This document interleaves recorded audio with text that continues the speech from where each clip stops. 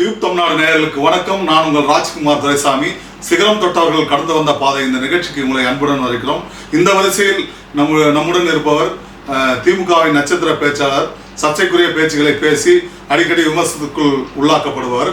நம்முடன் இருப்பவர் குடியாத்தம் குமரன் சார். வணக்கம் சார்.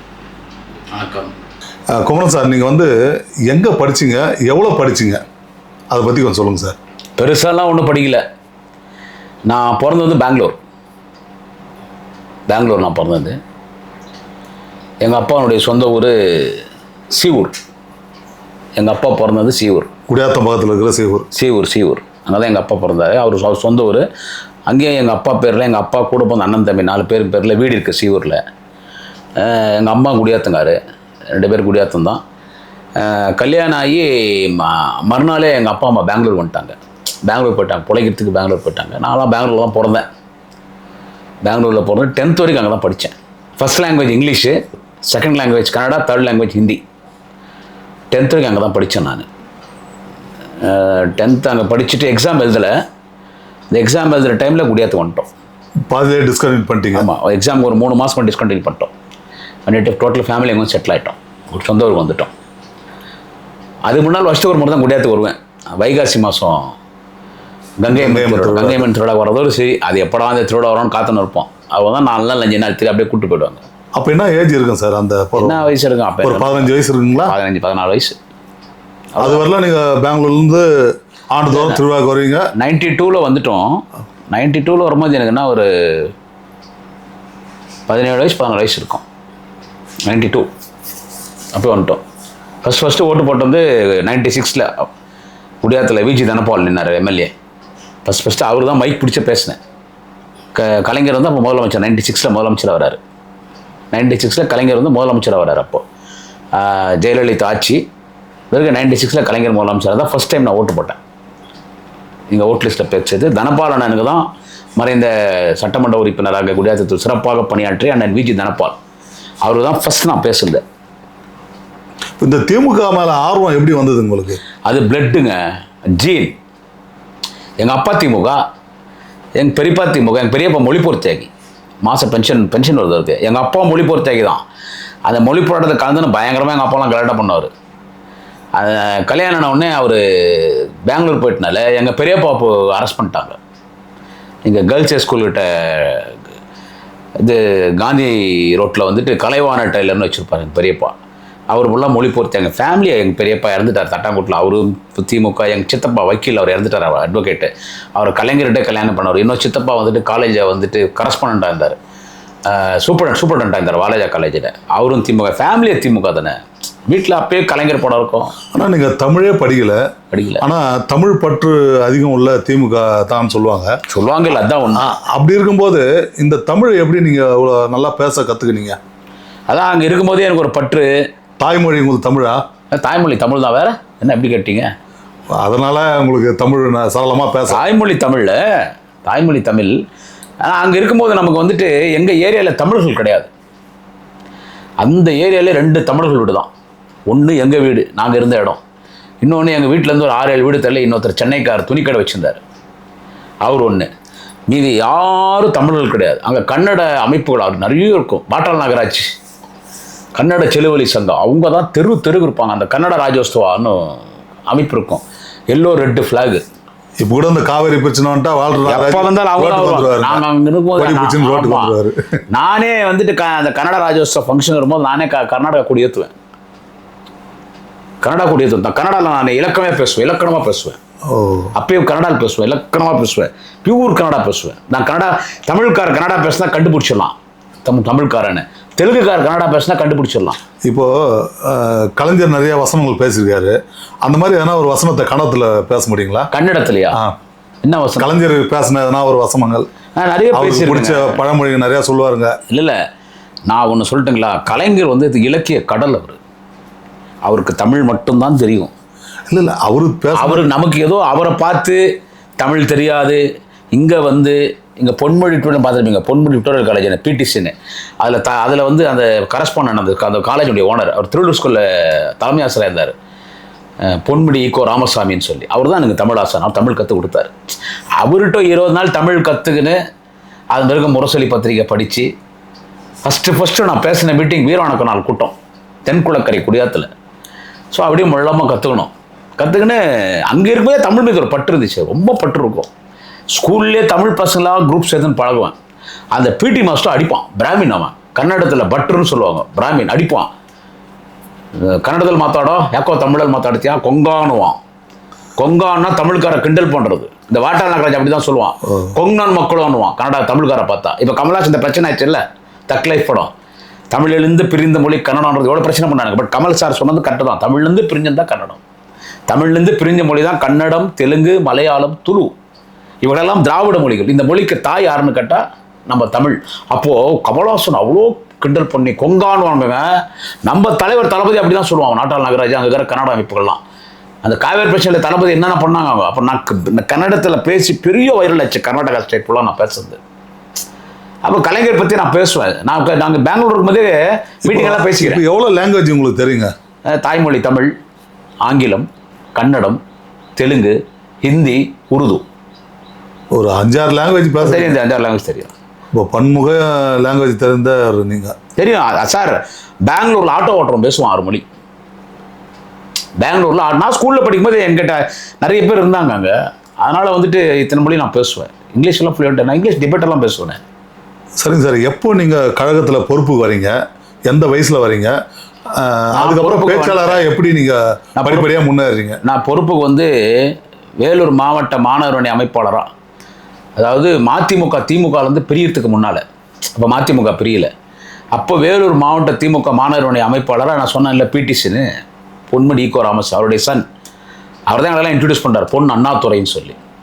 அவர் மாவட்ட மாணவரணி அமைப்பாளர், மாவட்ட துணை அமைப்பாளர், இன்றைய மாவட்ட செயலாளர், தமிழகத்தின் சிறந்த மாவட்ட செயலாளர், அணைக்கட்டு சட்டமன்ற உறுப்பினர் போய் சுந்தரமூர்த்தி, ஏபி நந்தகுமார், அதுக்கு முன்னால சுந்தரமூர்த்தி எல்லாம் முன்னாடி அண்ணன் ஏகே சுந்தரமூர்த்தி, அதுக்கு முன்னால அப்புறம் அண்ணன் ஏகே சுந்தரமூர்த்தி இளைஞர் அமைப்பாளர் ஆயிட்டார், பெரிய ஃபீல்டு இருக்கார். அப்போதான் என் குடியாத்த அண்ணாதுரை, நான் ஏபிஎன், அண்ணன் ஏபிஎன் வர மாவட்ட மாணவரணி துணை அமைப்பாளர். தமிழ்நாட்டிலே போஸ்ட் எப்படி ஒட்டணும்னு கற்றுக் கொடுத்தாரோ நான் ஏபிஎன். அப்பயே 10 போஸ்ட் ஓட்டுவார். இப்போ அணைக்கட்டு சட்டமன்ற, ஆமாம், அவரு நந்தகுமார் சார், நந்தண்ண இளம் புயல் நந்தண்ண ஏபிஎன் வந்து அவர் சொல்லி தான் என்னை வந்து மாவட்டமாக இது குடியாத்த ஒன்றிய மாணவ அமைப்பாளர் நியமிச்சாங்க. நந்தண்ண சொல்லி தான். எந்த ஆண்டு இருக்கு அதெல்லாம் ரொம்ப எனக்கு 93 இருக்கும். அதான் மதிமுக பிரியறதுக்கு முன்னாலேங்க, 92 அது பிரியறதுக்கு முன்னால் தான். அப்போதே நான் பொறுப்பில் இருக்கிறேன். இப்போ குமரனுக்கு எக்ஸாக்டாக என்ன ஏஜ் இருக்குங்க? 49. இப்போ 49 வருஷத்துல கிட்டத்தட்ட வச்சுக்கங்களேன், 50 வயசு. 50 வயசுல கிட்டத்தட்ட 30 ஆண்டு காலமா அந்த திமுகவில் இல்லைங்க, 32 ஆண்டுகள் வருங்க. 32. 16 வயசுல மேடை ஏறுறேன் சிவாஜி நகரில் ஃபர்ஸ்ட் டிஎம்கே மேடையில் கன்னடாவில் பேசினேன். உங்களுக்கு முதல் பேச்சே அதுதான்? ஃபர்ஸ்ட் கன்னடாவில் தான் பேசினேன். சிவாஜி நகர்னா பெங்களூர் சிவாஜி நகர். ஆமாம், அங்கேயும் பேசினேன், ஸ்ரீராம்புரத்தில் பேசியிருக்கேன். அங்கே இப்போ முதல் பேச்சு தொடங்கி தான் அதுக்கப்புறம் தமிழகம் முழுவதும் சுற்றுப்பயணம். ஆமாம்.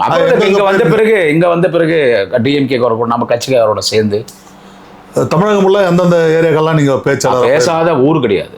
ஐயா வெற்றிகுண்டான் தான் எங்களை எல்லா ஊருக்கும் அழைச்சிட்டு போனார். அவர் தான் உங்களுக்கு ஆசிரியர் மாதிரி. எல்லாருக்குமே ஆசிரியர் வெற்றிகுண்டான். தீப்பொறி ஆறுமுகமெல்லாம் இந்த காலம். அது தீப்பொறி ஆறுமுகம் கூட ஏடிஎம்கே போயிட்டார்.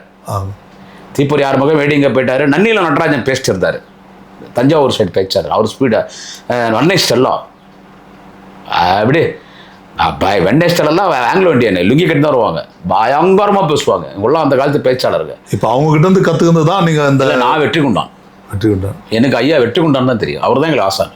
தமிழ்நாடு முழுக்க யார் விட்டாலும் அவருடைய ப்ளூ அம்பாசிடர் கார், அவர் காருக்கு முன்னால் உட்காந்துக்குவார். தூக்கம் வந்தால் பின்னால் வந்துடுவார். காருக்கு முன்னால் நான் தான் உட்காருவேன். கன்னியாகுமரியில் டூர் ஸ்டார்ட் பண்ணுவோம். எங்கள் பட்டிமன்றத்தில் நடுவர் ஐயா வெற்றிகுண்டான். அவருடைய பேச்சே ஒரு இடி முழுக்க மாதிரி. அது மாதிரி யாரும் வர மாட்டாங்க. அவர் நடுவர்னா அவர் வெற்றிகுண்டான் ஐயா. அணித்தலைவர்கள் யாருன்னு கேட்டால் தஞ்சை கூத்தரசன் அவர். அப்புறமா வந்து இந்த பக்கம் பார்த்தீங்கன்னா இப்போது இவராக இருக்கார் பாருங்கள், உயர்கல்வித்துறை அமைச்சர் முனைவர் அண்ணன் கோவி செலியன், அவர் ஒரு அணித்தலைவர். அந்த அணியில் அக்கா புதுக்கோட்டை விஜயா பேசுவாங்க, அண்ணன் ஈரோடு இறைவன் பேசுவார், நான் குடியாத்த குமரன் பேசுவேன், சைதே சாதிக் அவர் பேசுவார். ஒரு சில பட்டிமன்றங்கள்லாம் நான் நெல்லிக்குப்பம் புகழேந்தி வருவார். இப்படி நாங்கள் அண்ணன் கம்பம் செல்லேந்திரன் பெரிய பேச்சர், பெரிய சைடாக நம்ம ஊர் வந்து போனார், கம்பம் செல்லேந்திரன் அவர் பேசுவார். முகவை தென்னவன் அவர் பேசுவார். ரம்ஜான் பேகம் மாதிரியே சர்ச்சை பேச்சு பேசுறாரு சிவாஜி. அவரு எப்படிங்க? சிவாஜி கிருஷ்ணமூர்த்தி அண்ணன் வந்துட்டு இப்போ ரீசெண்ட் அவர் இப்போ கட்சிக்கார் தான். அப்போல்லாம் அவர் லோக்கலில் மட்டும் பேசுவார், அந்த வடசென்னையில் மட்டும் பேசினிருந்தார். தலைமையில் அறிவிச்சா தலைமையில் தான் அறிவிச்சா வெளியே வருவார். அவர் எப்போ அப்படி தான் பேசுறது. நான்லாம் 93க்கு வந்துட்டேன். எனக்கு அவர் இப்போ ரீசெண்டாக 15 வருஷம் சிவாஜி அண்ணன் எனக்கு தெரியும். சோஷியல் மீடியா வந்த பிறகு சிவாஜி அண்ணன் வைரல் ஆகிட்டார். ஏன்னா வெட்டி கொண்டாயா மறைஞ்சிட்டாரு. நமக்கு தான் உங்களுக்கு தெரியுமே 5-6 வருஷமாக பிரச்சனையிலே ஓடிட்டு இருக்கேன். நான் கழக மேடைக்கு என்னால் போக முடியல. போனால் அந்த இடத்துல நான் தான் ஃபஸ்ட்டு இருந்திருப்பேன். நான் என்பது அகங்காரத்தில் சொல்லலை. கலைஞரும் தலைவர் தளபதியும் கற்றுக் கொடுத்தது, முரசொலி கற்றுக் கொடுத்தது. நமக்கு தான் 5-6 வருஷமாக மேடையில் பேசுகிற வாய்ப்பே இல்லையே. ஒரு முறை கலைஞர் உங்கள் பேச்சை கேட்டு பாராட்டுனா கூட சொல்கிறாங்க. அதாவது எப்படின்னு கேட்டிங்கன்னா, கலைஞர் என் பேச்சு கேட்டு பாராட்டினாருன்னா, டி நகரில் நான் பேசினேன். ஜெயன்பழகண்ணை வந்து பகுதி செயலாளராக இருந்தார். மாவட்ட செயலாளர் சைதை கிட்டு. அப்போது என் நோட்டீஸில் என் பேர்லாம் கிடையாது. நான் போய் நோட்டீஸில் விசிட்டிங் கார்டு கொடுத்த வாய்ப்பு கேட்டேன். எனக்கு ஒரு வாய்ப்பு கொடுங்கன்னு, நான் பேசுகிறேன்னு ஒரு வாய்ப்பு கொடுங்கன்னு போய் ஒரு வாய்ப்பு ஒன்று கேட்டேன். அப்போது கேட்டபோது எங்கள் கீழே வரவங்க இல்லை முடியாதுன்ட்டாங்க. யாருனே தெரியல, பொடி பையனாகிறேன்னு சொல்லிட்டேன்னு. அப்போ அண்ணன் ஜே அன்பழகன்ட்ட போய் கார்டு கொடுத்தாங்க. அந்த மேடையில் வெட்டு கொண்டான் உட்காந்துக்கிறார். அவர் மீட்டிங் அது. அவர் மாமா தான் கூப்பிடுவாங்க எல்லாரும். அவரை நான் அப்பான்னு கூப்பிடுவேன். மாமா இந்த பையன் யாருண்ணா பேச்சு அவர் சொன்னார், மாமா பேச்சாளர்னு ஒரு சின்ன பையன் வரான்னா அவனை மேடை ஏற்று. நான் எத்தனை வருஷம் பேச போகிறேன்? இதுதான் திமுக. அதுவும் ஊர் குடியாத்தம்னு சொல்கிறான். குடியாத்தம்னா வரலாற்று சிறப்பு மிக்க ஊர். இடைத்தேர்தலில் பெருந்தலைவர் காமராஜர் நின்று கலைஞர் அண்ணாலாம் ஆதரித்து ஜெயிக்க வச்சாங்க. குடியாத்தம்லாம் அரசியல், பலர் அரசியல் கற்றுக்கினது குடியாத்தில். நானே குடியாத்தம்னா எனக்கு பிடிக்கும். அந்த பையனை மேலே கூப்பிட்டு கொண்டார். அப்போ தான் ஃபஸ்ட்டு பார்க்குறேன். பேசுன்னாரு.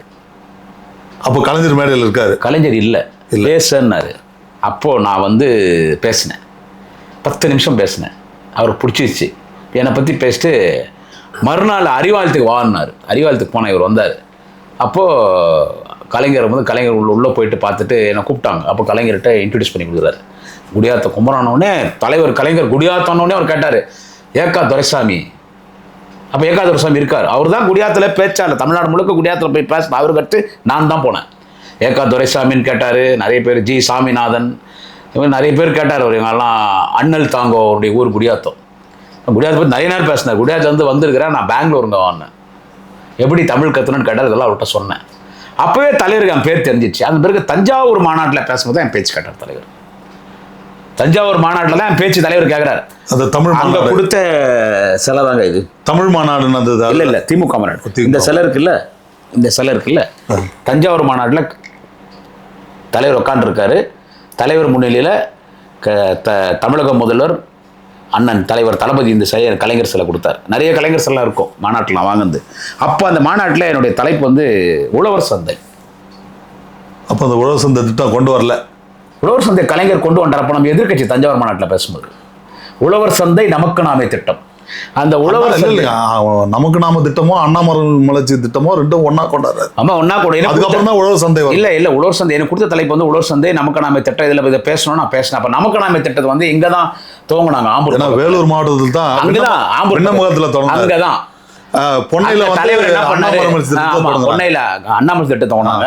அதுக்கும் நான் போய் இது போறேன். விண்ணமகத்துல நமக்கு அதுல பொன்னையில ஒரு விஷயம் என்ன நடந்துச்சு, தலைவர் வந்து பெயிண்ட் அடிக்கிறாரு. அதான் நான் சொல்ல நான் வந்து அதை வீடியோ கவரேஜ் பண்றேன் அந்த காலம். அப்ப நீங்க சன் டிவில நீங்க தானே முதல் ரிப்போர்ட்டர் வேலூர் டிஸ்ட்ரிக்ட். இன்னைக்கு 50 பேர் வந்துக்கிறாங்க.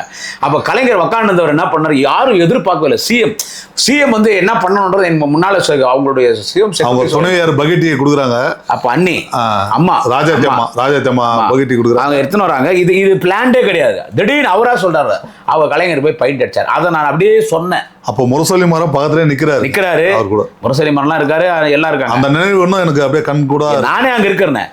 அப்ப அதை நான் பேசினாங்க. அது பேசும்போது தலைவருடைய பார்த்துட்டே இருந்தாரு. அது நடந்தது அப்படியே சொன்னேன். அங்க என்ன நடந்துச்சோ அதை அப்படியே சொன்னேன். சொல்லிட்டு இவர் முதலமைச்சராக இருக்கலாம், கழக தலைவராக இருக்கலாம், இவர் மக்களில் ஒருவர், இவர் தொண்டர்களின் தலைமை தொண்டர், இவர் தொண்டர்களின் தலைமை தொண்டர். எந்த நேரத்தில் நான் திமுகவின் தலைவர், நான் முதலமைச்சர், இந்தியாவின் மூத்த தலைவர், பல பிரதமர்களை உருவாக்கியவன் என்ற அந்த அகம்பாவம் கிடையாது. என்றைக்குமே என்ன சொல்லுவார், என் உயரம் எனக்கு தெரியும் என்று சொல்வார். எல்லாம் பேசணுன்னே அவர் ஒரு மாதிரி ஆயிட்டாரு தஞ்சாவூர் மேடையில். ஆமாம். அப்புறமா மாநாடெல்லாம் முடிஞ்சு ஒரு மாதம் கழிச்சு கார்லேருந்து இறங்குறாரு.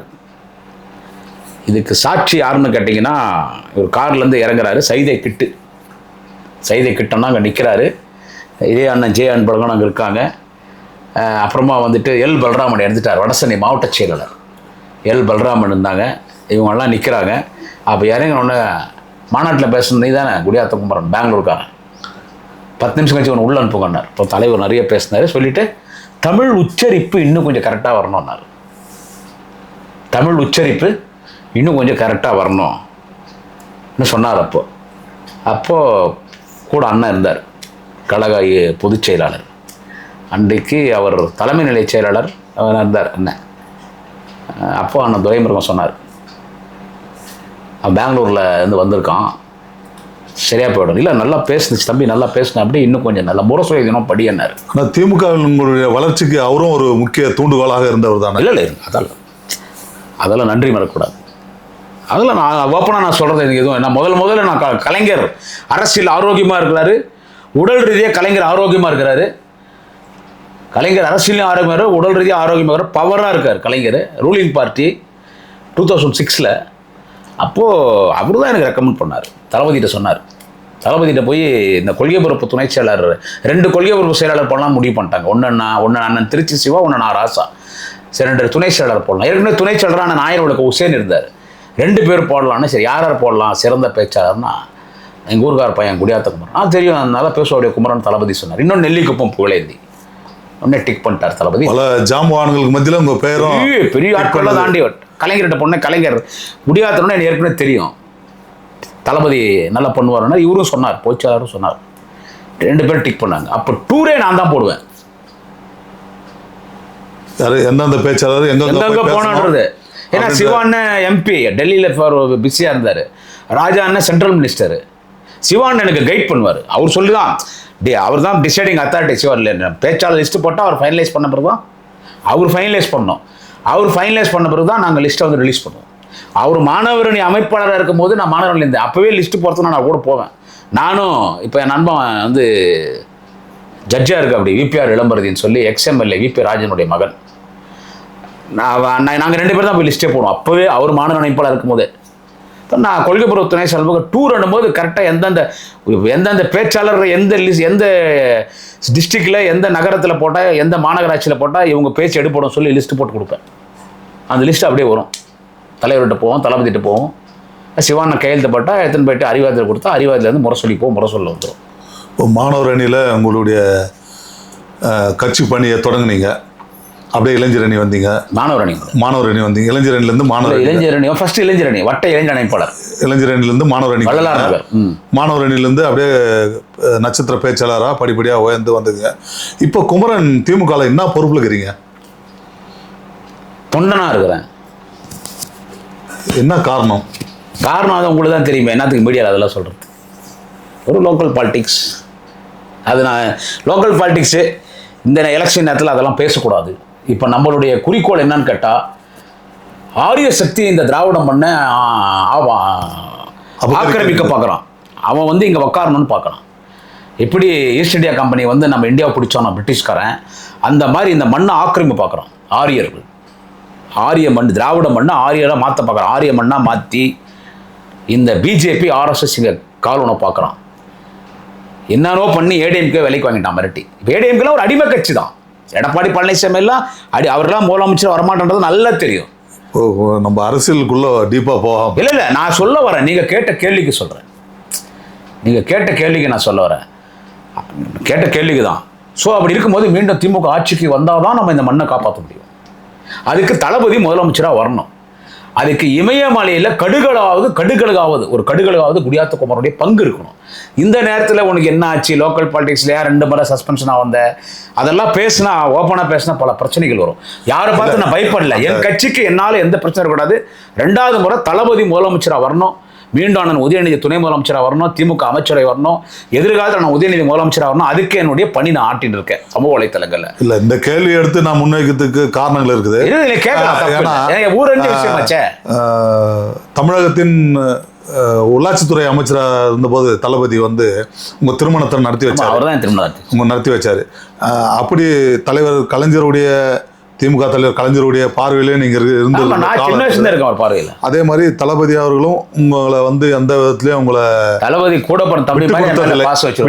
திருப்பத்தூர் வந்தார்ல, திருப்பத்தூர் நல்லா இருக்கியா குமரன் கேட்டாரு, சால்வே கொடுத்தேன்.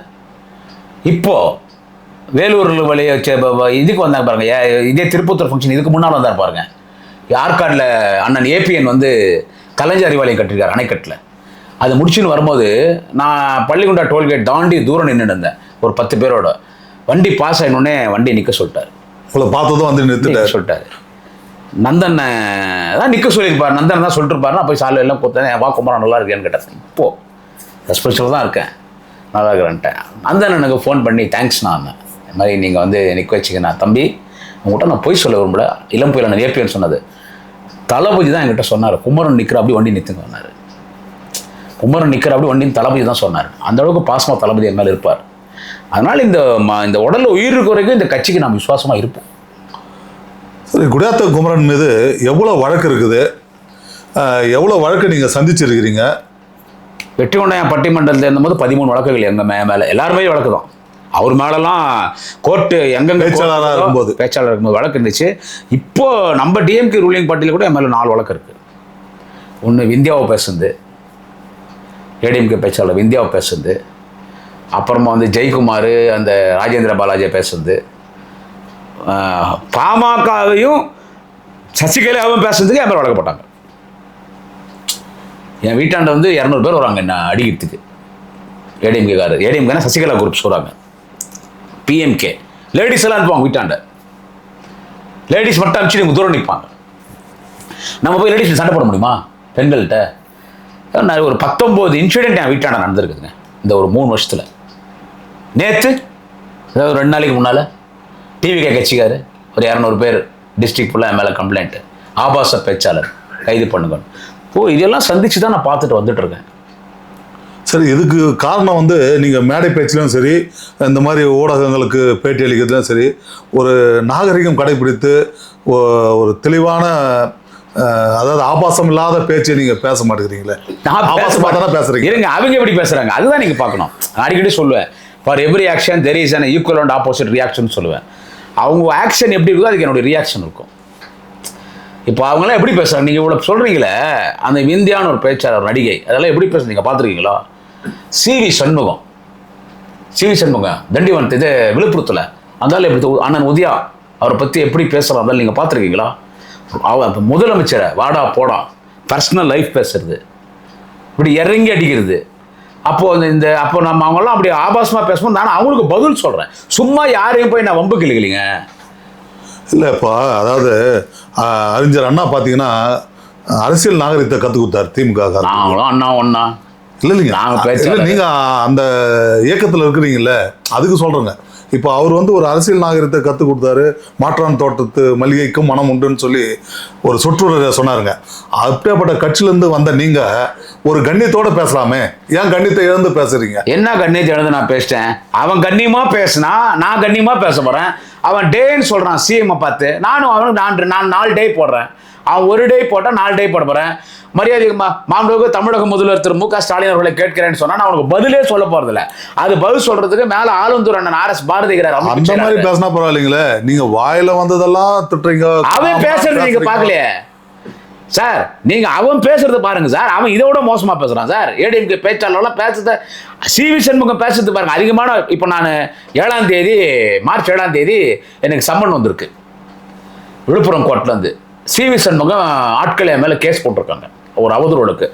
அந்த கேஸ் எப்படி வருதுன்னு கேட்டிங்கன்னா, அந்த செக்ஷன் எப்படி வருதுன்னு கேட்டிங்கன்னா, அது வந்து ரேப் கேஸ் மாதிரி வருது. அதாவது நீங்க மேடையில பேசுறதே உங்களுக்கு ரேப் கேஸா போடுறாங்களா? ரேப் கேஸ் மாதிரி போடுறான்.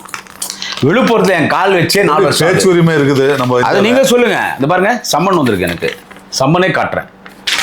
என்னைக்கு ஆஜராகணும்? நான் மார்ச் 7ஆம் தேதி ஆஜராகணும் விழுப்புரம் நீதிமன்றத்தில். மார்ச் 7ஆம் தேதி ஆஜராகணும். கேஸ் நம்பர் CC 38/2026 போட்டு அந்த அதாவது என்ன கேட்டீங்கன்னா 63 BNS 2023. இது வந்து முன்னாள் அமைச்சர் சிவி சண்முகத்தை வந்து நீங்க சாடி பேசுனதா அவங்க விழுப்புரத்துல இருந்து வருதுன்னா வேற எந்த பிரச்சனையும் எனக்கு கிடையாது. அதான் பிரச்சனையே. அவனை பற்றி அந்த ஆளை பேசுறது பிரச்சனை. அந்த கேஸ் வந்துருக்குது. அது அப்புறம் வந்து சைபர் கிரைமில் வந்து ஒரு கேஸ் ஃபைல் ஆகிருக்குது. ஒரு 4-5 கேஸ் இருக்குது. இப்போ போட்டிருக்கிற கேஸு PMK பேசுறது, சசிகலாவை பேசுறது, ADMK பேசுறது. இப்போ நேற்று கம்ப்ளைண்ட் கொடுத்துருக்காங்க. இப்போ எத்தனை வழக்குகள் இருக்குல்ல என் மேலே. இப்போ குடியாத்த குமரன் வந்து யாரோட இருக்கிறீங்க, எந்த இடத்துல இருக்கிறீங்க இப்போ வாழறீங்க? ஏன்னா உங்களுக்கு வந்து துப்பாக்கி அந்த போலீஸ் வந்து போட்டிருக்காங்க. இது எதுக்காக போட்டிருக்காங்க? த்ரெட்டனிங்கு, வெளியே போனால் நிறைய பிரச்சனைகள், பிஎம்கே தகராறுக்கு வருவாங்க, ஏடிஎம்கே தகராறுக்கு வருவாங்க, பிஜேபி பயங்கரமாக தகராறுக்கு வருவாங்க, நைட்டெல்லாம் சுற்றுவாங்க. பிஎம்கேக்காரன் என்ன பண்ணுவான், இங்கேயே சுற்றினே இருப்பான், டப்புன்னு பாட்டில் போட்டு போயிடுவான் வீட்டாண்ட. திடீர்னு 30 பேர் 40 பேர் டூல் பாட்டில்லாம் அந்த பெட்ரோல் குண்டா இல்லை அவன் குடிக்கிறான் இல்லை, அதை போடுவான். ஒரு மாதிரி பெட்ரோல் கொண்டு வந்துட்டு அங்கே போட்டாங்க, அங்கே போட்டு இங்கே போடுறதுக்குள்ளே போலீஸ் பிடிச்சிட்டாங்க. பழைய வீட்டில் போட்டிருக்காங்க. இல்லை அந்த ரோடு கடைசியில் போட்டாங்க, அதுக்குள்ள போலீஸ் பிடிச்சிட்டாங்க. புதுசில் போலீஸ் பிடிச்சோன்னே அவன் டூர்லாம் போட்டு எஸ்கேப் ஆகிட்டான். இன்னொருத்த உள்ளே வந்துட்டான், ஒரு லேடி போலீஸு, உண்மையிலே பெண் சிங்கம்னு சொல்லுவாங்கல்ல, அது காக்கி சட்டை போட்ட லேடி போலீஸ். அவன் நல்ல பர்சனாலிட்டியாக இருப்பான். உள்ளே வந்துட்டான், கையில் இது ராடு வச்சுன்னா எல்லாம் அடிக்கிட்டு வரான் உள்ள பிஎம்கேக்காரன். அவனை அது கணக்கே கிடையாது. இப்பயும் கொலை முயற்சி தான் இருக்கிறேன். ஒரு சில என்னால் ஓப்பனாக பேச முடியாது, யார் அனுப்பிச்சா, யார் என்ன அனுப்புகிறாங்க, பிஎம்கேக்காரன் யார் தூண்டி அனுப்புகிறாங்கன்றதெல்லாம் நான் சொன்னால் தேர்தல் நேரத்தில் அது பிரச்சனை வந்துடும். அதனால் அது நான் என் தலைமையில் நான் சொல்லியிருக்கிறேன். இப்போ நான் எதுவும் பேசுறதுக்கு இல்லை. நான் சொல்லிட்டேன், இந்த தேர்தலில் தளபதி முதலமைச்சர் வரதான்றது மட்டும்தான் என்னுடைய கோரிக்கை. என் தொகுதி கேவிக்குப்பம், அது குடியாத்தில் பிரிஞ்சிச்சு. கேவிக்குப்பம் காட்பாடி குடியாத்துலேருந்து கேவிக்குப்பம் இது வரைக்கும் திமுக ஜெயிச்சதே இல்லை. 3 முறை எலெக்ஷன்லையும். இந்த முறை கேவிக்குப்பம் திமுக ஜெயிக்கணும். எங்கள் வேலூர் மாவட்டத்தில் 5 தொகுதி ஜெயிக்கும். குடியாத்தை ஜெயிக்கும், அணைக்கிட்ட சொல்லவே தேவையில்லை. வேலூர் ஜெயிக்கணும், காட்பாடி ஜெயிக்கணும், கேவிக்குப்பம் ஜெயிக்கணும். அதுக்கே என்னுடைய பங்கு இருக்கணும். இப்போ இரும்பு அடித்த கையும் சிறங்கு பிடிச்ச கையும் சும்மா இருக்காதுன்னு அந்த மாதிரி நீங்கள் ஒரு பேச்சாளராக இருந்துட்டீங்க. ஆனால் இப்போ நீங்கள் வெளி மேடைகளில் பேச முடியாத ஒரு சூழல். இதனால தான் நீங்கள் இப்போ ஊடகத்தில் இப்போ நிறைய பேச ஆரம்பிச்சு. இல்லை நான் அதாவது என்ன கேட்டிங்கன்னா, ஊடகம்னா நான் இந்த மேடையில் பேசும்போது அப்போ தான் யூடியூப் வந்து புது சேர்த்து போட்டுன்னு வந்தாங்க, ஃபேஸ்புக்கிலலாம் அப்படியே போட்டுன்னு வந்தாங்க இல்லைங்களா. கொரோனா வந்துச்சு பாருங்கள், அப்போவே நான் சஸ்பென்ஷன் தான் இருந்தேன். பெங்களூரில் இருந்தேன், கொரோனாவில் இருக்கும்போது போய் மாட்டிக்கினாங்க. அப்போ அது வாக்கிங் போகும்போது பேசுவேன் லைவில். அது அப்படியே பேசும்போது அரசியல் பேச ஆரம்பித்தேன். ஆக்சுவலாக நான் ஃபேஸ்புக்கில் பேசணும்னு எனக்கு எண்ணம் வந்திருந்தேன். நான் கடலூர் புகழேந்தியை பார்த்து, கடலூர் இல்லா புகழேந்தி தேர்தல் பணிக்குழு செயலாளர், எக்ஸ்எம்எல்ஏ, கலைஞர் குடும்பத்துக்கும் ரொம்ப வேண்டிப்பட்டவங்க. அண்ணா காலத்தில் தான் அவங்க அப்பா பெரிய லீடர் அவர். அது பிறகு நான் பேச ஆரம்பித்தேன். அப்புறம் கொரோனாவில் அப்படியே குடியாத்து வந்துட்டோம். அப்போ யூடியூப்பில் பேச ஆரம்பித்தேன். மொள்ளமாக நம்ம யூடியூபராகவே ஆகிட்டேன்னா மேடையில் பேச வாய்ப்பு இல்லை. மேடைக்கு எப்படி போக முடியும்? இதில் பேசவே ஃபேஸ்புக் லைவில் பேசுவேன்.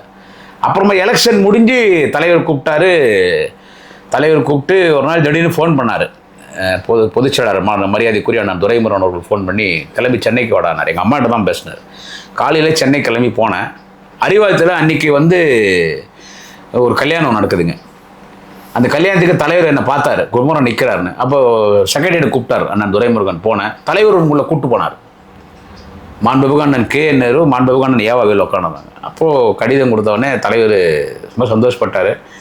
நீ எல்லாம் பேசணும் மேடையில், இப்படி வீட்டில் இருந்தார், இதெல்லாம் வேணாம் மேடையில் பேசினார். அப்போது தெரியும், அன்றைக்கே என்னை ரீஜாயின் பண்ணிட்டாங்க. அப்புறம் ஒரு சில அரசியல் திரும்பியும் சஸ்பெண்ட் பண்ணாங்க. அப்புறமா அது அப்படியே தொடர்ந்தது. எம்பி எலெக்ஷனில் கூட நான் யூடியூப்பில் தான் பேசினேன். இப்போ தொடர்ந்து யூடியூப்பில் பேசிகிட்டு இருக்கேன். பெரிய ஆதரவு எனக்கு கட்சி தான் பேக்ரவுண்டு. இப்போ குடியாத்து குமரனுக்கு வருமானம் எப்படி, நீங்கள் எப்படி பிழைப்பு நடத்துறீங்க? கஷ்டம்தான். கட்சிக்காரர் ஹெல்ப் பண்ணுறாங்க. அதெல்லாம் யாராவது ஹெல்ப் பண்ணுறாங்கன்னு சொன்னால் பிரச்சனை வரும். என்னத்துக்கு கட்சிக்காரர் ஹெல்ப்? கட்சி தான் டோட்டலாக கட்சின்னு சொல்லி எவனா சொல்லுவான், என் பிச்சத்தை சாப்பிட்றான், 200 ரூபாய் கூலிக்கு மாரடிக்கிறான்னு. ஏங்க எனக்கு திமுக மேடை தாங்க எனக்கு சோறே போட்டுச்சு 30 வருஷம். இது சொல்கிறது எனக்கு எந்த வெக்கம் கிடையாது. 21 வயசில் வழி செலவு வாங்குகிற பேச்சாளர் ஆகிட்டேன். 21 வயசில். அப்போ 500 ரூபா கொடுப்பாங்க. இப்போ இருக்கிற உயர்கல்வித்துறை அமைச்சர் நான் கோவிசெலியன், டிவிஎஸ் சாம்பு, புதுப்பேட்டையில் வக்கீல் ஆஃபீஸ், அங்கே போவோம். அங்கே 5 ரூபா ஒரு புளி சாதம், தயிர் சாதம். அப்போ 5 ரூபா, 10 ரூபா அது சாப்பிடுவோம். எம்எல்ஏ ஹாஸ்டலில் தங்கியிருந்தேன். 2001 எம்எல்ஏ ஹாஸ்டலில் எனக்கு அண்ணன் மாவீரன் நெப்போலியன், வில்லிவாக்கம் தொகுதி எம்எல்ஏ, அவர் ரூம் கொடுத்தாரு. அது பேச்சாளராகி அன்னைக்குலேருந்து இன்றைக்கி வரைக்கும், இப்போ தான் 4 வருஷமாக கூட்டம் இல்லை. இது வரைக்கும் எனக்கு மாதத்துக்கு 10 கூட்டம், 20 கூட்டம், 30 கூட்டம் பேசுவேன். ஐயா வெட்டு கொண்டாட போகிறதால எனக்கு கடைசியில் நான் வாங்கின செலவு, வழி செலவு 50,000 ரூபாய்க்கு வாங்கினேன் ஒரு கூட்டத்துக்கு. நான் வாங்கினா அவன் கொடுக்குறது 150 ரூபாயில் ஆரம்பிச்சிச்சு. அவங்களா விருப்பப்பட்டு உங்களுக்கு அப்போ 25,000 ரூபாய் ஃபைனல் ஆச்சு எனக்கு. டிஏ மாதிரி தருவாங்க. அப்போ எல்லாம் திருவண்ணாமலை போனால் வேலு 50,000 கொடுப்பாரு, நேரன் 50,000 கொடுப்பாரு. இப்படி எல்லா இடத்துலையும் சென்னையில் அண்ணன் சேகர்பாபு மாவட்ட செயலாளர் பிறகு பேச்சாளர்கள் அள்ளி கொடுப்பாரு. அண்ணன் சேகர்பாபு மாவட்ட செயலாளர் பிறகு காந்தியன் இருக்கும்போது கொடுத்தாரு. இப்போ அண்ணன் இளம்புயல் ஏபி நந்தகுமார் இருக்கிறாரு. அவர் லோக்கல் பேச்சாளர்கள் தான் முக்கியத்துவம் கொடுப்பார். லோக்கல் பேச்சாளருக்கே பணம் நிறைய கொடுங்கன்னுவார். இப்படி தமிழ்நாடு ஃபுல்லாக பேச ஒரு பெரிய ஸ்டார் எடுத்துக்கு வந்துட்டேன். தேதி கொடுக்க முடியாத மாதிரி ஆகிட்டேன். அப்போ அந்த வருமானம் தான் குடும்பத்தை காப்பாத்துச்சு. அப்போ நமக்கு வருமானம் தெரியாது. இது இப்படியே போயிட்டுருக்கு. இதுதான் நமக்கு நிரந்தரம்னு நினச்சோம். நமக்கு என்னடா ஒரு தொழில் பண்ணோம், ஒரு வீடு கட்டணும், நம்ம எதனா ஒரு சேர்த்து வச்சுக்கணும் அந்த எண்ணம் எதுவுமே வரல. கட்சின்னு அப்படியே போயிடுச்சு. இது ஒரு பிரேக் விடும்போது தான் நமக்கு பேச்சு. ஆனால் திமுகவில் கொள்கை பரப்பு செயலர் தான் கம்பம் செல்வேந்திரன் ஒன்று சொன்னார் பேச்சாளர் மீட்டிங்கில். பேச்சாளர் என்பது ஒரு தொழில் அல்ல, பேச்சாளர் என்பது ஒரு தகுதி என்னார். நிறைய பேச்சாளர்கள் வேலைக்கு தொழில் இல்லாமல் இதை நம்பி தான் பேச்சாளர் தான் வறுமை. அதாவது வறுமைன்றது ஒரு பேச்சாளர்கள்னா அவனுக்கும் ஒரு தொழில் வச்சுக்கல. நான்லாம் பீக்கில் இருந்தேன், சின்ன வயசுலேயே பீக்கில். ஒரு தொழில் பண்ணிட்டு பேச்சாளராக இருக்க முடியாது. எப்போ கூட்டத்துக்கு கூப்பிடுவாங்கன்னு தெரியாது. எனக்கு கூட்டம் இல்லைன்னு சொல்ல முடியாது. நாளைக்கு காலையில் முரசொலியில் சஸ்பென்ஸ் ரத்தாய் நான் மீண்டும் இணைக்கப்பட்டேன்னா எனக்கு தேதி கொடுக்க முடியாது. அத்தனை மாவட்டச்சாளர் பேசுவாங்க, எல்லா மந்திரி பேசுவாங்க. இந்த சப்ஜெக்ட் பேசு, யூடியூப்ல அந்த சப்ஜெக்ட் பேசுன்னு. எவ்வளோ பிரச்சனை நான் சந்திக்கிறேன் தெரியுமா? உங்களுக்கு தெரியாது. நான் எல்லாரும் மாதிரி வெளியே போக முடியாது. எனக்கு போலீஸ் பாதுகாப்பு நிறுத்தணும்னு எவ்வளோ சூழ்ச்சி நடந்துச்சு. நிறுத்திட்டாங்க.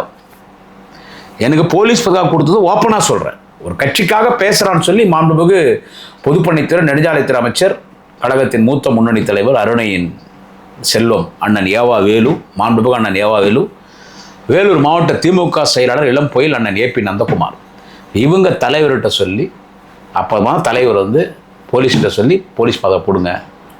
வீட்டுக்கு ஒரு போலீஸ் அப்பமே வீட்டில் இருப்பாங்க. என் கூட கன்மேன் இருக்கும்போதே பல பிரச்சனை நடந்திருக்குது. அது அந்த போலீஸ் பாதுகாப்பு கொடுத்தே என் வீட்டில் இவ்வளோ தகராறு. ஏன் போலீஸ் பாதுகாப்பு எடுக்க சொல்கிறேன்? எதிர்கட்சியெல்லாம் உள்ளது அடிச்சிடலாம் வீட்டில். நேற்று கூட அந்த விஜய் கட்சிக்காரன் என்ன சொல்கிறாங்க, அவருக்கு ஏன் போலீஸ் பாதுகாப்பு என்ன பொறுப்பில் இருக்காரு? என் உயிருக்கு அச்சுறுத்தல், என் குடும்பத்தினருக்கு உயிருக்கு அச்சுறுத்தல், அதனால் தலைவர் கொடுத்துருக்காரு. நான் ஒன்றும் அதை தவறாக ஒன்றும் பயன்படுத்தலை. நீ பேசுகிற, நான் பேசுகிறேன். நான் இப்படி தான் பேசுவேன். நான் ஒரு போராளி. நான் ஆபாச பேச்சாளர் இல்லை, நான் ஒரு ஆவேச பேச்சாளர். நான் ஒரு உணர்வுள்ள பேச்சாளர்.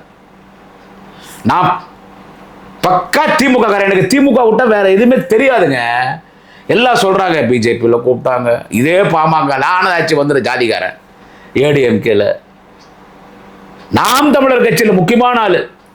எல்லா கட்சியில தான் உங்களுக்கு அழைப்பு வந்து? ஐயோ, அதெல்லாம் எம்பி எலெக்ஷன்லாம் பெரிய அழைப்பெல்லாம் வந்துச்சு சார். உள்ள பிரச்சனை சார். எனக்கு என் வீட்டுக்குள்ள எனக்கு பிரச்சனை, வீட்டுக்குள்ள பிரச்சனை. அண்ணன் தம்பிக்கு பிரச்சனை, அப்பா புள்ளிக்கு பிரச்சனை, அம்மா புள்ளிக்கு பிரச்சனை. இது வீட்டுக்குள்ள நடக்கிற பிரச்சனை. அதனால நான் வெளியே போய் என் வீட்டை நான் காட்டி கொடுத்தேன்னு வச்சுங்க. அதை விட ஒரு கேவலமான வேலை எதுவும் கிடையாது எனக்கு. மற்ற மேடையில் ஏறி தளபதியை நம்ம விமர்சனம் பண்றதா, நம்ம கட்சி நம்ம விமர்சனம் பண்றதா நினைச்சாலே தூக்கு போடணும், தொங்கிலான்னு இருக்கும். எவ்வளோ வறுமை வந்தாலும் பரவாயில்ல. இந்த வறுமையிலே குடியாத்தம் குமரன் அப்பா அம்மா எங்கள் வீட்டில் மூளை வளர்ச்சி இல்லாத எங்கள் அக்கா இருக்காங்க. அவங்களுக்கு மூளை வளர்ச்சி கிடையாது. எங்கள் அப்பாவுக்கு பெராலிஸ், ஒரு கால் கிடையாது, ஸ்டிக் வச்சு இருப்பாங்க. எங்கள் அம்மா ஒரு கேன்சர் ஆப்ரேஷன் கீமோல் இருக்காங்க. இதுதான் என் குடும்ப சூழ்நிலை. இதனுடைய வாடகை வீடு. எவ்வளோ அதிக அளவில் சுகர் இருக்குதா? இன்சுலின் சுகர் இந்த பாருங்க, இன்சுலின் இங்கே பாரு. நீங்கள் வரத்துக்கு மேலே கூட நான் இன்சுலின் போட்டு தான் உட்காந்துக்கிறேன். அது இந்த சூழ்நிலையும் உடம்பு ஒத்துழைக்காத சூழ்நிலையும் நீங்க ஒரு கொள்கை இப்படி போட ஆமாங்க திமுகவுக்காக குரல் கொடுக்குறீங்க. ஆமாங்க. எனக்கு எவ்வளோ பிரச்சனை. அதெல்லாம் ஒரு நிறைய பேசினா என் கண்ணில் தண்ணி வந்துடுங்க. என்ன எல்லாம் கேட்குறாங்க, நீ கட்சியிலே இல்லையே, நீ என்னடா திமுகவோடா நீ கேட்குறாங்க. என்ன நீ திமுகவோட? நான் தான்டா திமுக. இல்ல நீங்க சொன்னீங்களே உங்க ரத்தத்திலேயே திமுகன்னு கேட்டா உனக்கு கட்சியில் ஏய் நான் தான்டா திமுக. நான் என் கட்சியை காட்டி கொடுத்துருந்தேன்னா நான் திமுக இல்லைன்னு சொல்லு. இல்லை ஏதாவது ஒரு தேர்தலில் நான் எதிர்த்து வேலை பண்ணிட்டேன்னு எவிடன்ஸ் காட்டு. என்ன விமர்சனம் பண்ணுறவங்க கூட அவன் கட்சிக்காரம்பான்வாங்க. இந்த எம்பி எலெக்ஷனில் நான் சஸ்பெண்ட் இருக்கிறேன். சார். நான் ஓட்டு போடுறேன். ஃபோனில் வீடியோ எடுத்தேன். உதயசூரனை ஓட்டு போடுறேன். வேட்பாளர் யார்? செகண்ட் டைம் எம்பி திரு கதிரானந்த் அவர்கள் நிற்கிறாரு.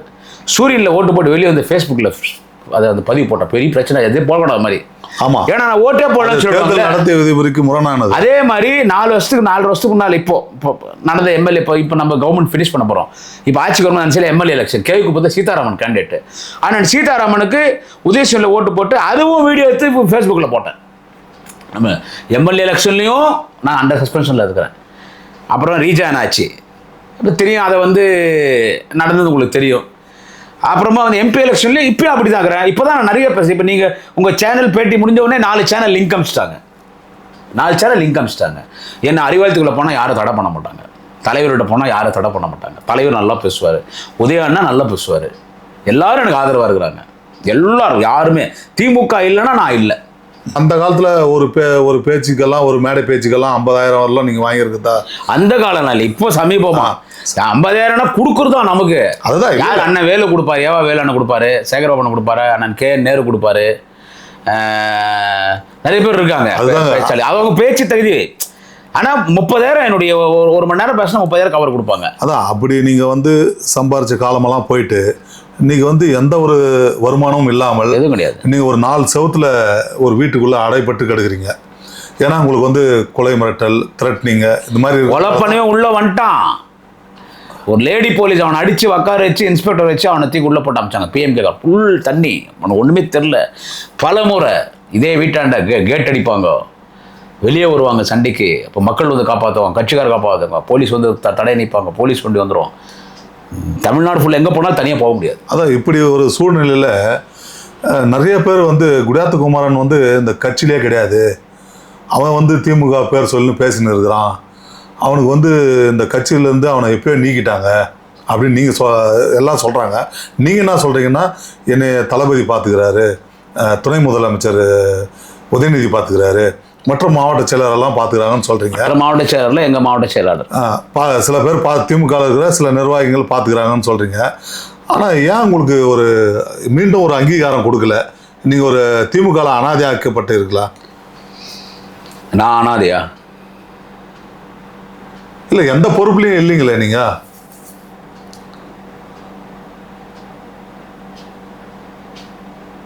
நான் திமுக இல்லையா? இல்லை, எல்லாருமே அப்படி தானே சொல்கிறாங்க. அப்போ திமுகவில் இருக்கிறவங்களும் அதான் சொல்கிறாங்க. திமுகலே சொல்லும் போது அனைத்து கட்சியில் இருக்கிறவங்களும் அதை தானே சொல்கிறாங்க. சார் ஃபீல் பண்ணாதீங்க. இல்லைங்க, நீங்கள் ஃபீல் பண்ணாதீங்க. நான் வந்து உங்களுக்கு வந்து ஒரு நல்லதை சொன்னேன் தான் நான் இது பண்ணுறேங்க. உட்காருங்க சார். சார், மக்கள் பேசுறது தான் நான் உங்ககிட்ட கேட்குறேன். அது உங்களுடைய கருத்து என்னன்றதை நான் தெரிஞ்சுக்கணுன்றதுக்காக தான் அந்த கொஸ்டினை நான் வந்து உங்ககிட்ட கேட்குறேனே. நான் திமுக இல்லைன்னு சொல்லிட்டீங்க சார். நான் சொல்லிங்க சார், திமுக காரங்களே சொல்கிறாங்க சில பேர். அந்த மாதிரி எந்த பதவியும் இல்லாதவருக்கு ஒரு ஒரு போலீஸ் பாதுகாப்பு கொடுத்து அவருக்கு ஒரு இந்த அளவுக்கு ப்ரொடெக்ஷன் பண்ணுறதுக்கான காரணம் என்ன? நான் உணர்வுள்ள கட்சிக்காரன், நான் கட்சிக்காக பேசுகிறேன். ஒரு தொண்டனை தலைவர் தளபதி காப்பாற்றுறார். இது இவ்வளோ தான் நான் சொல்ல முடியும். ஒரு தொண்டனை தலைவர் தளபதி காப்பாற்றுறார். இந்த தொண்டனை பற்றி போய் தலைவர்கிட்ட சொன்னவர் மாண்புமிகு அமைச்சர் அண்ணன் ஏவா வேலு, வேலூர் மாவட்ட திமுக செயலாளர் அண்ணன் ஏபிஎன், இளம்புயல் ஏபிஎன், 2 பேரும் நான் மன்னிக்கணும் உங்கள் பேர் சொன்னதுக்கு. ஆனால் நீங்கள் எனக்கு மட்டும் இல்லை, எந்த பேச்சாளர் கஷ்டப்பட்டாலும் அண்ணன் ஏவா வேலு, எங்கள் வேலூர் மாவட்ட செயலர் இளம்புயல் ஏபிஎன் காப்பாற்றுவாங்க. நான் கட்சிக்கு துரோகம் பண்ணியிருந்தால் என்கிட்ட யாரும் வரமாட்டாங்க. நான் திடீர்னு சொல்கிறேன், எனக்கு திமுக விட்ட வேறு கட்சி எனக்கு தெரியாதுங்க. நான் எனக்கு துரோகம் நான் பண்ணது இல்லைங்க. என்னை விமர்சனம் பண்ணக்கூடியவங்க யாருன்னா, இவன் வந்து பிஜேபிக்கு வேலை செஞ்சான்னு சொல்லிட்டு திமுகவில் இருந்துன்னு பிஜேபிக்காரர்கிட்ட காசு வாங்கின்னு கட்சி தோக்கணும்னு குடியாத்த முறை வேலை செஞ்சிருந்தா நான் ஒரு அப்பனுக்கு பிறந்த முடியாது. இருக்காங்க, இருக்காங்க பிஜேபி வேலை பண்ணவங்களாம் இருக்காங்க. திமுகவில் இருந்துன்னு பிஜேபி வேலை பண்ணவங்களாம் இருக்காங்க. நீங்கள் அவங்களாம் பெரிய இடத்துல இருக்காங்க. அதாவது இந்த வறுமையிலே பசியும் பட்டினியில் குமரன், அவங்க அப்பா, அவங்க அம்மா, ஒரு கேன்சர் வியாதியில் இருக்கிற ஒரு அம்மா, ஒரு பக்கவாதம் ஏற்பட்டிருக்கிற ஒரு அப்பா, மூளை வளர்ச்சி இல்லாத ஒரு அக்கா, இத்தனை பேரை நாங்கள் பசியில் இருந்தாலும் சரி, பிச்சைக்காரனாக இருந்தாலும் குமரன் திமுக கட்சிக்காரனாக இருப்பான். இந்த வார்த்தை மட்டும் சொல்லாதீங்க, நீ திமுக இல்லைன்னு. அதனால் பொறுத்துக்க முடியாது. என்னை சேர்க்காம அவங்க சேர்க்க மாட்டேன்னு சொன்னால் கூட பரவாயில்லை. திமுகவுக்கு மட்டும்தான் நான் பேசுவேன். என் தலைவர் தளபதி 2வது முறை முதலமைச்சராக வரணும், எங்கள் அண்ணன் உதயா முதலமைச்சர் சீட்டில் உட்காரணும். இதுதான் என் ஆசை. என்கிட்ட காசு பணம் கிடையாது, என்கிட்ட சொத்து சுகம் கிடையாது. நான் இருக்கிறது வாடகை வீடு. நான் ஒரு கொள்கைவாதி, கோட்டீஸ்வரன் கிடையாது. என் கட்சி திமுக பற்றி யார் பேசினாலும் நான் அதிரடியாக பேசுவேன். உடனுக்குடன் நான் பதில் சொல்லுவேன். அது தலைவருக்கு தெரியும். என் ஊரில் இருக்கிற நகர ஒன்றிய செயலாளர் வந்து எல்லாரும், இந்த ஊரே என் கூட இருக்குது. நேற்று அவ்வளோ பிரச்சனை ஆச்சு. நகர ஒன்றிய செயலாளர்லேருந்து எல்லாருமே போலீஸ் ஸ்டேஷனுக்கு பேசுகிறாங்க. குமரனுக்கு எதனா பிரச்சனை 500 பேர் நாங்கள் நிற்போம் ஸ்டேஷன் சொல்கிறாங்க, மாவட்டத்துலேருந்து நகர ஒன்றிய வரைக்கும். அவன் என் கட்சிக்காரன். அது பிரச்சனை, எங்கள் ஃபேமிலி பிரச்சனை. அது நாங்கள் பேசிக்கிறோம். அவன் எங்கள் கட்சிக்காக பேசுகிறான். கட்சி அவன் பின்னால் இருக்குது, கட்சி அவன் கூட இருக்குதுன்றான். அந்த கட்சிக்கு நம்ம விசுவாசம் இல்லாமல் நம்ம வேறு என்ன பண்ண முடியும்? கோபம் வரும். நீங்கள் யாருன்னா தளபதி பேசினாங்கன்னா நீ விமர்சனம் பண்ணுறதுக்கு நான் விஜய்னு ஒருத்தன் கட்சி ஆரம்பிச்சுட்டு எப்படி யாரோ எழுதி கொடுத்து பேசுகிறான். சரி, அது விட்டுருங்க. அது இல்லை கோபம் உனக்கு ஏன் வருதுன்னு கேட்குறீங்களே, எனக்கு அதனால எனக்கு இயல்பாக கோவம் வருதெல்லாம் காட்டுக்கு. நீங்கள் நாகரிகமாக பேசிட்டு போங்க. நம்ம நாகரிகமாக பதில் சொல்லலாம். ஏன்னா பதில் சொல்கிறதுக்கு மேலே ஆட்கள் இருக்காங்க, கட்சியினுடைய தலைவர்கள். நீங்கள் ஏடிஎம்கே மேடையில் போய் பாருங்கள் சார் எப்படி பேசுகிறாங்கன்னு. நீங்கள் அந்த டிவிகே கட்சியில் இருந்த நாஞ்சில் சம்பத்தெல்லாம் எல்லா கட்சிக்கு போயிட்டாங்க. போயிருங்க, அவங்கெல்லாம் எப்படி பேசுகிறாங்க இதெல்லாம் நீங்கள் பார்க்கணும். அவங்கெல்லாம் அப்படி பேசும்போது திமுக இருக்கிற எல்லா பேச்சாளர் தைரியமாக பேசிவிடுவாங்கன்னு சொல்ல முடியாது. ஒரு சிலருக்கு பயம் இருக்கும், நம்ம பஸ்ஸில் போகிறோம், 2 வீலரில் போகிறோன்னு. குமரனுக்கு அது கிடையாது. எதிர்கட்சி வீரரால் அடிபட்டு செத்தாலும் பரவாயில்லை, திமுக கட்சிக்காரனா சாகிறேன், உணர்வுள்ள கட்சிக்காரனா சாகிறேன். அதுதான் நமக்கு, அதுதான் போராடுறோம். கட்சி திமுக, உதயசூரியன், கருப்பு கொடி, அண்ணா அறிவாலயம், எங்கள் கடவுள், ஓய்வு கொடுத்து விட்டு மெரினாவில் ஓய்வு எடுத்து கொண்டிருக்கிற கலைஞர், எங்கள் தலைவர் தளபதி, எங்கள் அண்ணன் உதயா இருக்கார். இந்த கட்சி தொண்டங்கிறான். இந்த கட்சி இல்லைன்னா தமிழ்நாடு என்ன ஆகும்? பிஜேபி உள்ள நுழைஞ்சிருவான். இந்த கட்சியில் நம்ம பங்கு, அந்த பங்கு உயிரோடு வரைக்கும் அந்த பங்கை நம்ம பணியாற்றுறோம். குமரன் சார், இவ்வளோ நேரம் நம்ம கேட்ட கேள்விகள்லாம் நீங்கள் மிக தெளிவாக பதிலளித்தீர்கள். அதாவது மனசு ரொம்ப எனக்கு ஊண்டிங்க இருந்தது. நீங்கள் வந்து பல மேடைகளில் போய் பேசி அதன் மூலியமாக நிறைய பணம் சம்பாதிச்சுன்னு சொல்கிறீங்க. ஆனால் இப்போ எதுவும் பேச முடியாமல் 4 செவத்தில் அடைபட்டு இருக்கிறீங்க. இல்லை, பணம் சம்பாதிக்கலன்றது என்னுடைய வருத்தம் கிடையாது. நம்ம பணத்துக்காக கட்சியில் இல்லை, மேடைக்கு போக முடியலன்றது ஒரு வருத்தம். அதான் இப்போ அந்த மேடைக்கு போக பணம் தான் வாழ்க்கை கிடையாது. Money is not motive of life. பணம் தான் வாழ்க்கையில். மேடைக்கு போக முடியலையே, அதான் மேடைக்கு ஒரு கட்சி நிகழ்ச்சிக்கு நம்மளால யாரு வந்தாலும் எனக்கு தெரியாதவங்க யாரும் கிடையாது. யாரு வந்தாலும் முடியாது குமரன் எப்படி இருக்காருன்னு கேட்பாங்க. இல்லை, அதை தான் சொல்ல அந்த வருத்தம் இருக்கு. அந்த மாதிரி நீங்கள் மேடை பேச்சு பேசும்போது உங்களுடைய பாடி லாங்குவேஜாக இருக்கலாம், அதே மாதிரி உங்களுடைய பேச்சுடைய சொற்றாடல்கள் வந்து வேற மாதிரி இருக்கும். ஆனால் இப்போ ஊடகத்தில் நீங்கள் கொடுக்குற பேட்டியெல்லாம் பார்க்கும்போது தன்னைத்தானே இறுக்கி கொண்டு அதை கூணிக்கொண்டு நீங்கள் பேசுகிற மாதிரி எங்களுக்கு தோணுது. ஆனால் மீண்டும் வந்து நீங்கள் வந்து திரும்ப மேடை பேச்சு வரணுன்றது நேயர்கள் விருப்பம், உங்களுடைய விருப்பமாகவும் இருக்கலாம். இதை திமுக எலெக்ஷன்ல உதயசூரியனுக்கு வேட்பாளருக்கு ஜீப் லோக்கல் எப்பவுமே ரன்னிங் கமாண்ட்ல குடியாத்த குமரன். அது தெரியும், அதை பதிவு பண்ணுறான். அண்ணன் துரைமுருகன் காட்பாடில் நிற்கும் போது 2006 முழுக்க நான் தான் அது நடந்தது. நான் தான் முழுக்க அண்ணன் ஏபிஎன் தான், வேலூர் மாவட்ட திமுக ஏபிஎன் தான் கொண்டு போய் நான் துரைமுருகன் வண்டியில் உட்கார வச்சார். அந்த ஜீப்பில் பேசுறதுக்கு பாருங்க, ஏரியாவுக்கு தகுந்த மாதிரி பேசுவேன், ரிப்பீட் ஆகாது நான் பேசினா. அதாவது ஒரு ஏரியாவில் என்ன பிரச்சனை இருக்குதுன்னு முன்கூட்டியே, ஆமாம், அப்படியே நம்ம எழுதியெல்லாம் வச்சுக்க மாட்டேன். அந்த ஏரியாவுக்கு போகும்போது அந்த ஏரியாவுடைய பிரச்சனையை குறித்து பேசுவீங்க. ஆமாம், அப்படியே அந்த உதயசூரியன் மற்றவங்க பேசுறதுக்கும் நான் பேச ஒரு டிஃப்ரென்ஸ் இருக்கும். அந்த மாதிரி இந்த எம்எல்ஏ எலெக்ஷனில் அதிக அங்கீகாரத்தோடு நான் கழகத்தினுடைய வேட்பாளர்கள் நான் போய்க்கணும். அணைக்கட்டில் நான் ஏபிஎனுக்கு உதயசூரியன் நான் ஓட்டு கேட்கணும். குடியாத்தில் வேட்பாளர் உதயசூரியனில் யார் தலைவர் அவங்களும் நான் ஓட்டு கேட்கணும். கேவி குப்பம் என் தொகுதி, அங்கே யார் உதயசூரியன் நிற்கிறாங்களோ அவங்கள ஓட்டு கேட்கணும். இந்த 4 ரூமில் உட்காந்து இல்லாமல் அங்கீகாரமாக ஓட்டு கேட்கணும். ஏன்னா வெளியூர் 4 இடத்துல போய் மக்கள் மத்தியில் பேசணும் என்ற ஆசை இருக்குது. அது என்னுடைய தலைவர் தளபதி அவர்கள் நல்ல முடிவு எடுப்பார், என்னை கைவிட மாட்டார் என்கின்ற நம்பிக்கை எனக்கு இருக்கிறது. இப்படியே பயணிப்போம். இல்லை என்றாலும் சமூக வலைத்தளங்களில் பேசுவோம். இவ்வளோ நேரமாக உங்களுடைய நேரத்தை ஒதுக்கி எங்கள் நேயர்களுக்கு இந்த சிறப்பான பேட்டி அளித்ததுக்கு குடியாத்தம் குமரனுக்கு நன்றி சார்.